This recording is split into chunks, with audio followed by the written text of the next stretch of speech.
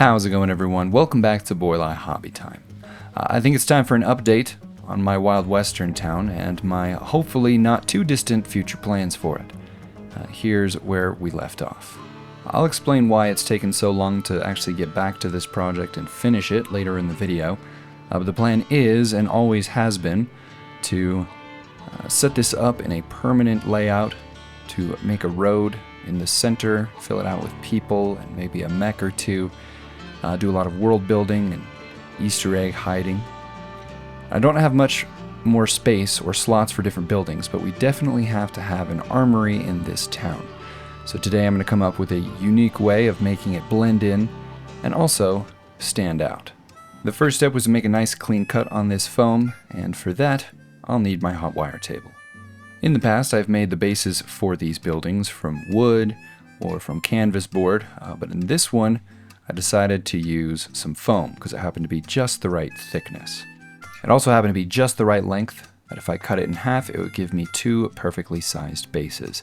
After that I broke out my stockpile of balsa wood and basswood and began planning out the structure. I made sure the spacing would be comfortable on the base, mostly concerned about how far it was from the front so that the boardwalk would line up. I'm going to keep the structure generally inside of this square, and I'm going to make it from XPS foam, so I'm going to need my hot wire table. Off camera I spaced and marked out all the points I needed to cut on this piece of foam. I locked the gate in place and ran it through, as many times as I needed to. After slicing up the pink foam, I assembled it into the structure. You can probably see where I'm going from here. The smallest block needed to be cut at an angle, so for that I'm going to need my hot wire table.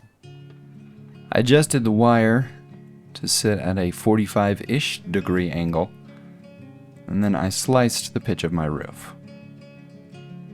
It turned out perfect-ish. After all of the pink foam had actually been sliced, it was time to start gluing things together using some foam-safe superglue.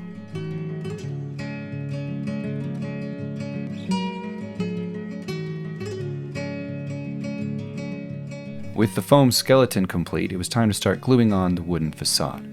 I've changed my method of construction for these buildings a couple times in the past, making some hollow and some with this foam interior or some mix of the two. For this one I had a pretty good idea of what I wanted the building to look like. It was pretty simple geometry, so the interior foam method worked well. And at this point it was just a matter of getting some wood glued to all of the surfaces that needed it.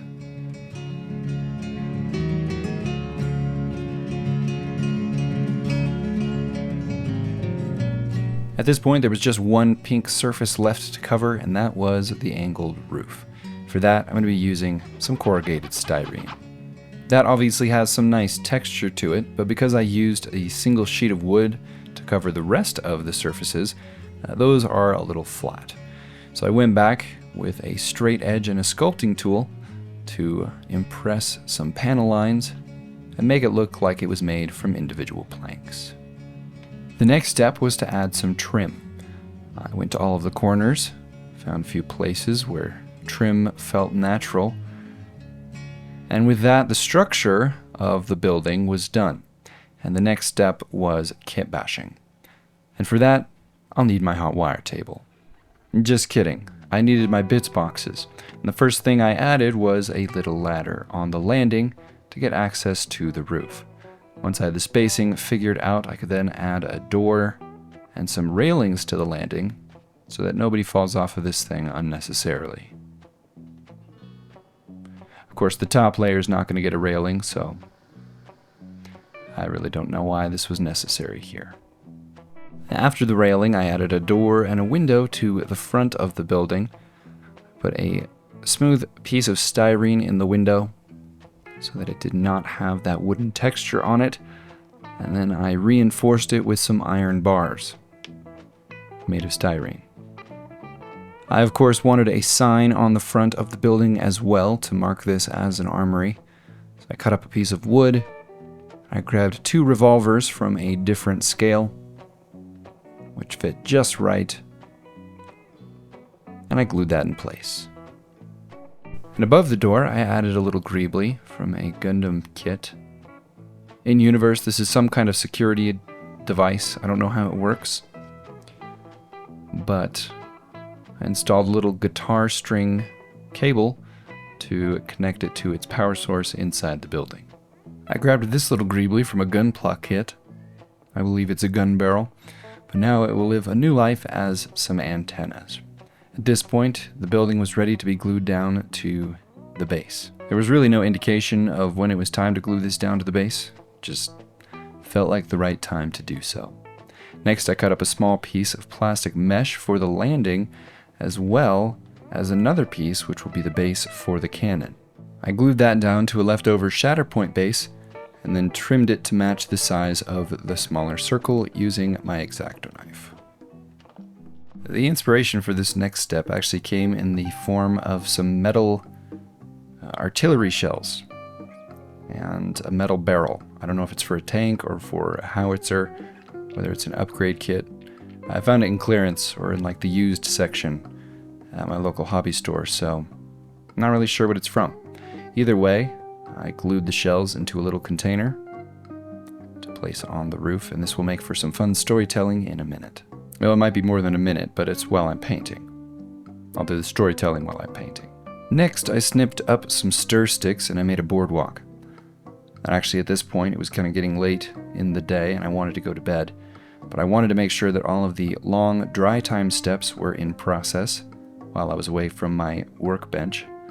So I took a break from the kitbashing and I added sand to the base, which I sealed down with watered down white glue, and I used isopropyl alcohol to make sure that it got everywhere that it needed to. And for clarification, there is no isopropyl alcohol in the glue and water mix. The next day, it was time to start working on the howitzer, which I constructed mostly from bits from my pal Jahan.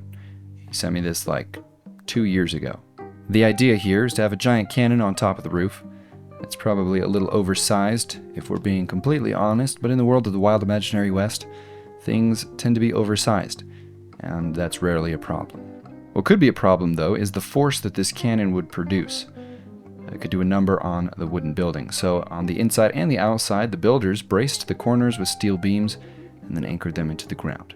There's also some dampeners on the base between the weapon and the base itself. Don't worry, all of this has been thought through on the fly. I then glued the cannon in place, and I realized that there wasn't enough walking room for a crew to run this thing.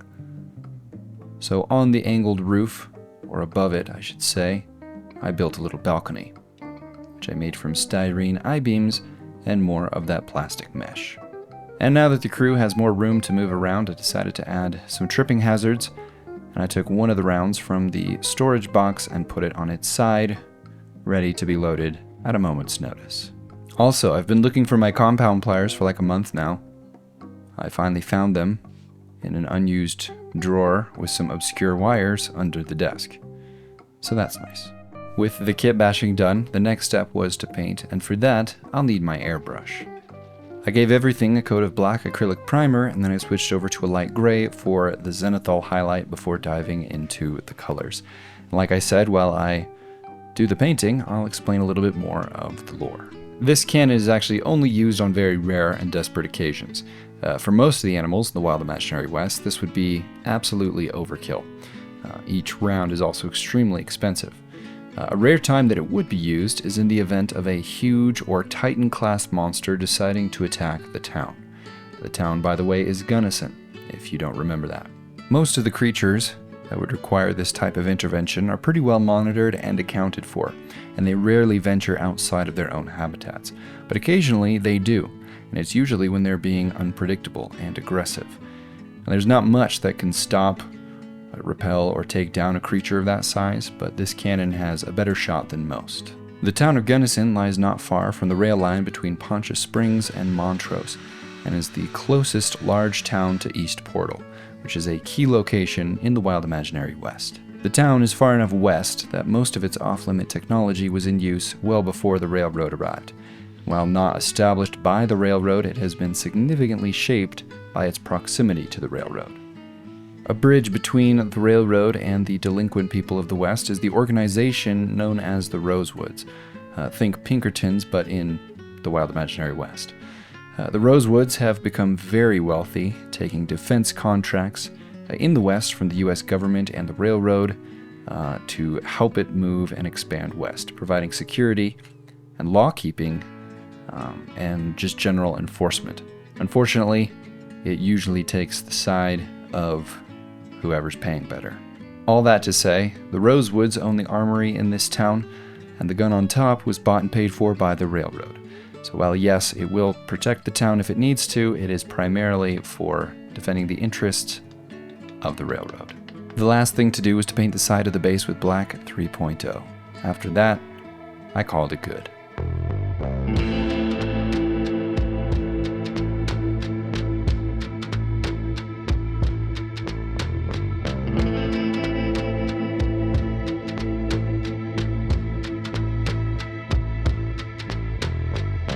Like I mentioned at the beginning of the video, once I get all of the buildings finished, I will complete the layout. I will give all the bases a unifying ground color. I will make the project one big cohesive town. Thought I'd have my new workspace done at this point, actually over a year and a half ago, but my local municipality had other plans. The permits and the hoops to jump through are almost done. And when they are, one of the first projects in the new space will be to complete the town, as well as build a new train layout and some other big ideas that I have been waiting very eagerly for. It's all happening soon, so stay posted. Also, if you're wondering what type of weapons would be sold in a store like this, I have a couple videos out. I'll link those below. And in a couple weeks, I'll do another 1-to-1 scale weapon that would fit in just perfectly. In the meantime, that is it for this video. Thank you all so much for watching. I hope you enjoyed. Huge shout out as always to my patrons. You guys are the best. Have an awesome week, everyone. I'll see you next time.